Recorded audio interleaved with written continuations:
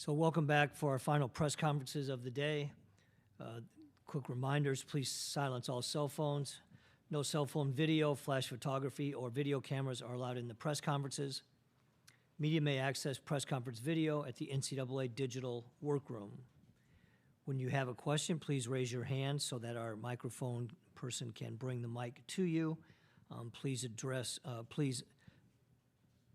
list your name and affiliation, and it's best if you would address your questions to either one of the two players. And then a reminder that tomorrow, West Virginia's press conference will begin with players at 1:25 p.m. Thank you.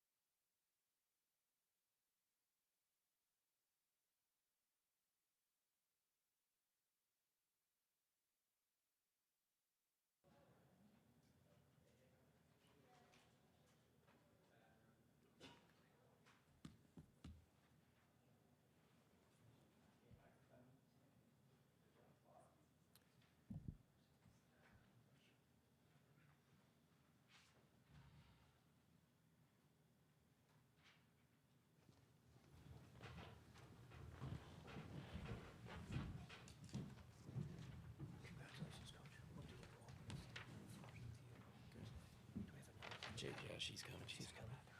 Okay. We'll go ahead and get started with opening statement from Coach Mark Kellogg, and then we'll go to questions for our student athletes, and another student athlete will join us momentarily. So go ahead, Coach. Yeah, thank you. Proud of our group, proud of the effort, especially on the defensive end. I really thought coming in it could look a little bit something like that just based on Princeton and the way they defend. I thought they were maybe under-evaluated or underappreciated for how good they are on the defensive end. And we talked a lot about, or people did too, and we read quite a bit about Chen and some of the stuff they do offensively. But I thought we had a chance to defend them if we were dialed in and locked in. And a little out of sorts early, but I thought we settled in pretty quickly after that and played and competed. I want to say they got up 9, if I'm not mistaken, there in that second quarter. And then I thought our run to kind of cut it to 2, Jordan hit the big 3 going in to half to give us a little momentum, I thought was huge for us. And so we just hung around enough in the first half until we finally looked like ourselves in the third quarter. And, that was us at our best. We couldn't get the pace going. It was too slow. Couldn't get them turned over. So finally in that third quarter, we played a little bit of pace, let some defense lead to some offense. And, that's us really at our best. But again, we weren't great tonight, but we were good enough. Obviously the free throws was an issue and the rebounding. So we got to get that fixed for sure. But again, proud of them. Thought we gutted it out, especially when some things weren't great offensively for us. Thought JJ was special again. She has been all year. I hope people across the country are starting to realize how talented she is. But we have a great backcourt. They've been dynamite for us. I thought they were really, really good. And then I thought Kylie Blackston had some really good minutes, and especially in that third quarter for us. And the rest of the kids just battled their way through. So happy to advance. Congrats to Princeton on a fantastic year. That team was really, really good and everything and more from what we wanted. All right, thanks, Coach. We'll start off with questions for Jordan Harrison. Hi, Jordan. John Bonenkamp from the Associated Press. What happened in the second half, and how much did your defense really kind of change that game, especially in the third quarter? I mean, we knew we had 20 minutes left to either give it our all or go home. So we just went back to what we've been doing all season. We finally settled in a little bit, got some deflection, slowed them down. Start playing in transition like we always do and how we've been doing all year. So we just fed off of that momentum and that energy, and we just kept going the rest of the game. Hi, Luke Blaine, Daily Athenaeum. Jordan, what about Princeton defensively? I mean, it was such a low-scoring bout in the first half. What about them defensively kept it that way? They switched, every ball screen, and each person that switched the screen could stay in front of, all of West Virginia, our team. So, honestly, just them switching the screens, that what we kind of struggled with. And then whenever we did get a mismatch, they did good at, getting their bigs back on our bigs whenever there was a little. Over here on the left. Yeah, Jordan, Michael Vogel from ESPN.com. I think you guys averaged almost 14 steals a game leading the Big 12. You've played a lot of good offenses. How does that ability to turn over opponents going to help you guys against Iowa on Monday? Honestly, like we've been doing all year, we feed off of transition buckets, steals, deflections. So we're not going to change nothing. We're going to do what West Virginia does, and that's get turnovers regardless who the team is. Go ahead. Jenna Hatfield with the Next. Coach mentioned your buzzer beater to end the first half. Can you just kind of walk me through what you remember of that possession, and then how big was it for you and for your teammates, in the halftime locker room, knowing that you had that kind of momentum swing? I know it was a high ball screen. I came off, picked up my dribble. Probably shouldn't, but I saw JJ there, so I kicked it to her, and then they both went with the big, and then I was wide open. And I just let it go. I mean, I knew it was going to go in, so I was just glad it did.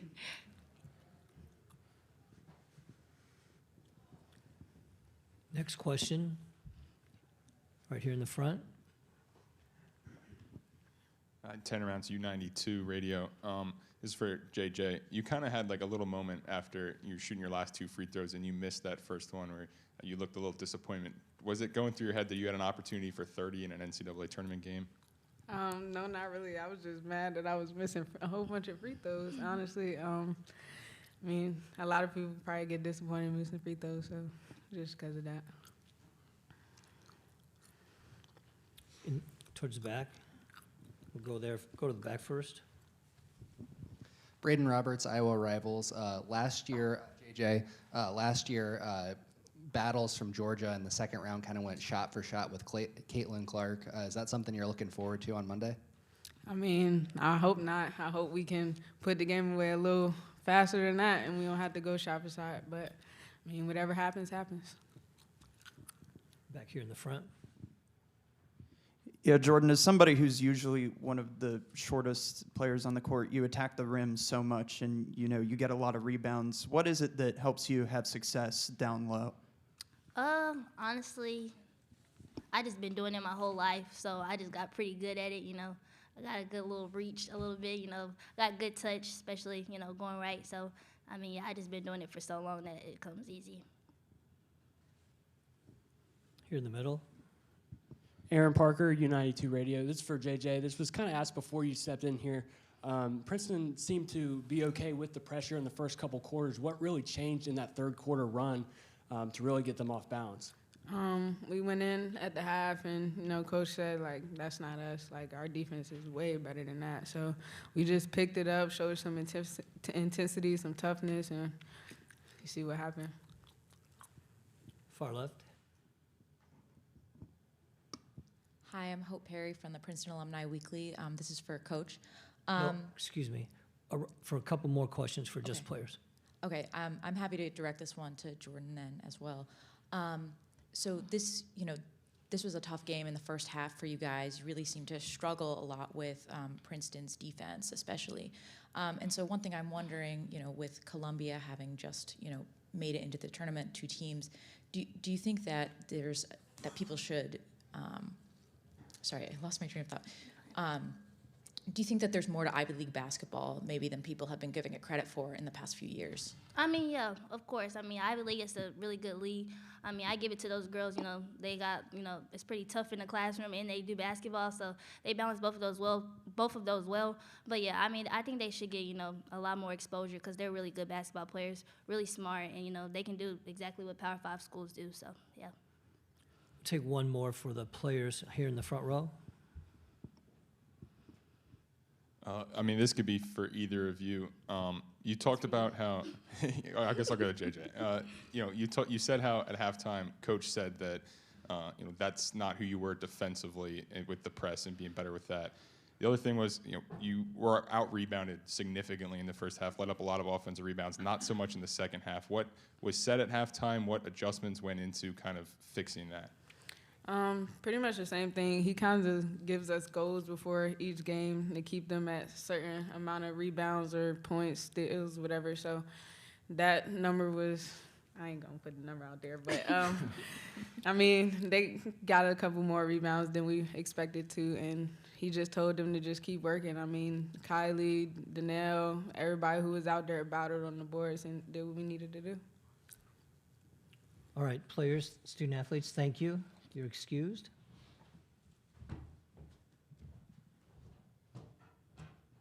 And we'll go right to questions for Coach Kellogg. Please raise your hand. Go ahead, Steve. Steve Silverman, Ivy Hoops Online. Coach, Princeton took 21 three-point shots in this game, 12 in the first half. They don't normally take that many threes. Was that something that you wanted? I mean, was it part of your game plan to basically tempt them to shoot from 3? No, we did not have a goal. We had a goal that we wanted to hold their makes under, but not necessarily attempts. Some of those came late too, probably, when they were playing from behind a little bit in that fourth quarter. So, no, I mean, I think they made, 5 or 5.8 a game, something like that, and they made 6 tonight. So we needed to keep them somewhere around that number. Thought if it got up into the 9, 10, 11, then, we might be in a little bit of trouble. And then, they made 2 or 3 there. It felt like right off the bat, St. Rose hit 2 right there in that first quarter. So it was kind of like, uh-oh, here we go. But if you can make teams somewhat one-dimensional, then I think that's an advantage. So I think points in the paint swayed pretty heavily our way. And, if they were taking perimeter shots, then they weren't getting paint touches, and that was something that was important to us. Jen Hadfield with the Next. Going back to that press, were there any tactical changes you made at half, or was it just locking in more? Like, what specifically do you think was the difference between, Princeton being able to handle your pressure in the first half and kind of not being able to handle your pressure nearly as much in the second? Yeah, there were some minor tactical adjustments, which I'm not going to go ahead and give you those in case we need them again. And really, it was just settling in to see what their press breaker was going to be. Was it something we had seen on film? They had a week to prepare something different if they wanted to. It looked like they had a couple different press breakers prepared for us, depending on what press we ran. So it was just kind of that back and forth from the coaching side that, hey, here's a couple things we wanted to do. I thought we had backed off a little bit. But part of it, too, is we weren't scoring. And we can't press if we don't score very effectively. So we needed to score a little bit more, which we did in that third quarter. Okay, here in the front on the left. There you go. Yeah, Coach, you guys beat Oklahoma, which is obviously a fairly high-scoring offense. It's really led by guards. Does that game at all remind you of the matchup with Iowa coming up? I think that's somewhat fair, for sure. That they play at this is the elite offense in the country. Oklahoma was, I think, top 5 or 6 as well when we played them. They can definitely get it going from 3. Now, the way they run their offense is probably a little bit different, and obviously Caitlin is special, but they're really, really talented around her. But there are some similarities in how good they are in transition, how free they play on the offensive end. I thought OU does the same thing. They just play with this freedom on the offensive end, and there'll probably be a similar conversation or a game plan that we can use again. Max Hines, Daily Princetonian. So neither team shot particularly well from the free throw line. You guys shot 50%, and Princeton shot just about 60%. What can you attribute that to? Do you think it was just playing in March, the sight lines and cover Hawkeye, or what do you think was the factor? Yeah, I don't know. We may need to check the rims, but then I was like, well, the first game that wasn't a problem, so I guess it's not the rim. Yeah, I don't know. Maybe nerves, maybe excitement. I think shooting is contagious, though, and even from the free throw line, when you see even your teammates make free throws, I think that rim starts to get a little bit bigger, and if you're watching misses, then that rim may seem to get a little bit smaller. So we're a better free throw shooting team than that. We'll have to be better than that, obviously, on Monday night. But, we'll get it corrected, I hope. Joe Mercado, West Virginia Metro News. Mark, how important was it to get 10 points out of Kylie, and did you expect that this was a game that she might have a good matchup and be able to give you what she gave you? Yeah, it wasn't necessarily the matchup, I don't think, for Kylie, but I think she's been trending this way now for weeks. So I'm excited for her to get to double figures. We talk a lot about trying to get 4 to double figures, which we still didn't quite do, but to get 3, just takes a little bit of the burden off these 2 that were up here earlier. And I thought her third quarter was pretty good. She was active, obviously hit the 3 in that quarter too to get her going, but wasn't a ton of rebounds, but I thought her activity on that end helped as well. So yeah, she's been trending in the right direction. Roberts, Iowa rivals. Coach, some good pressing teams like Ohio State have taken the press off pretty early against Iowa. Do you have any preliminary thoughts on your matchup press against Iowa? No, not yet. It could be difficult for sure, but we said the same thing when you play an OU, and so we'll go back and have those conversations tonight and obviously into tomorrow. But this is elite, and they're pretty good in transition, so we may have to be a little careful, but we'll go figure it out. Hey, Mark, John Bonenkamp from the Associated Press. JJ played 40 minutes. What makes her that type of player that you want to have her out there the whole time? Yeah, well, obviously she has a motor. She's a high-level conditioned athlete, which you have to be. She's an elite scorer. We usually try to get her a break at least in the first half. Jordan got the foul, so that kind of we just weren't able to do that, and it kind of took us out of our normal rotation. So she's done it before. I think she played 40 in the last game, too, in the Big 12 tournament. So she's just conditioned enough to do that, and she's a phenomenal scorer. So, all eyes go to her when she's on the floor, which makes everybody around her better, too. Luke Blaine, Daily Athenaeum. So this was a very physical game. Do you feel that playing such a long stretch in the Big 12 and just being in the Big 12 in general prepares the team better for a game as physical as this one? I do, and we knew that, kind of watching them on film, especially at the post. Princeton's very physical, very tough, great rebounders. So we knew we had our hands full, especially with those guys. So, yeah, we were prepared. The Big 12, 100%, it's the size that we see in that league, prepared us. U92 radio. How much weight is taken off the shoulders to get that first March Madness win, and how long will you kind of relish and enjoy it, or is it right on to Iowa? It's right on to Iowa, so yeah, unfortunately, I won't get to relish it a whole lot. I don't know. I never looked at it like there was a weight on my shoulders or anything like that. I'm excited to get it. I'd been twice at SFA, and had leads and went to overtime a year against Georgia Tech and couldn't quite close it. So, it feels good, and you want to get the first. You can't advance if you don't win one, but that's where we want our program to be. We want to be in the postseason. We want to advance in the postseason. That was something in a term that I used in the press conference almost a year ago, that was the goal, was I want to be a postseason team, and I want to advance in it. And so this is a start for sure. Aaron Parker, U92 Radio. You've mentioned all year and just now you want to get 4 scores a night if you can, at least 3 on any given night. Only 7 looks, only 7 field goals for Lauren Fields and Kai Watson put together. What does it say about Jordan and JJ and even Kylie to where if there's not 4 scores, you can go out and still beat a really good Princeton team? Yeah, I mean, that's the beauty of having those types of players, is that if it's not clicking or you're not making shots, or you have a game plan, which we did, and then we kind of had to go away from it a little bit. Credit to Princeton for some of that. But we do need to do a better job. We need to get Lauren a few more touches, Kaya, some of those guys, Jayla. So that's still on us, but at the same time, just do what you got to do to win the game, and that's what we did tonight.